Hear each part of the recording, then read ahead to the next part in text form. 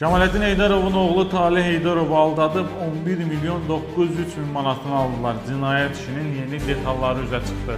Xəbərə keçməzdən əvvəl isə buradakı üstəgələ toxunun ki, kanala abunə olasınız. Qafqaz Info saytının əldə etdiyi məlumata görə Talih Heydarovun müraciəti əsasında açılan cinayət işinin yeni detalları üzə çıxıb. Belə ki, Cəmaləddin Heydarovun oğlu Talih Heydarovu aldadıb 11 milyon 903 min manatını alıblar və o da bu iş üzrə baş prokurorluğa müraciət edib.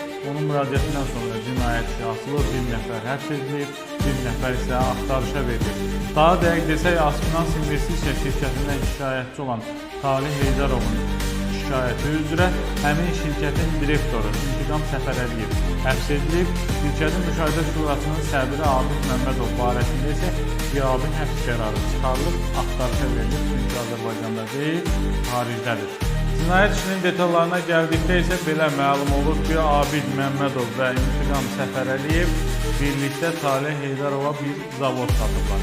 Daha sonra isə Talih Heydarov həmin alqı-satqıdan imtina edib və ödədiyi məbləğin və qazandığı gəlirin geri qaytarılmasını tələb edib. Tərəflər arasında mübahisə də bundan sonra yaranıb və nəticədə Talih Heydarov baş prokurorluğa müraciət edib. Qarşı tərəf Talih Heydarovun müraciətinin əsassız olduğunu bildirir. Onların sözünə görə rəsmi qaydada alqı-satqı olub, lakin Talih Heydarov bundan sonra alqı-satqıdan imtina etmək qərarına gəlib və bu da tərəflər arasında mübahisəyə səbəb olub. Talih Heydarov müraciətində bildirilib ki, ümumilikdə ona dəymiş zərər 11 milyon 900 min manatdır. Qeyd edək ki, hazırda cinayət işləri istintaq davam etdirilir.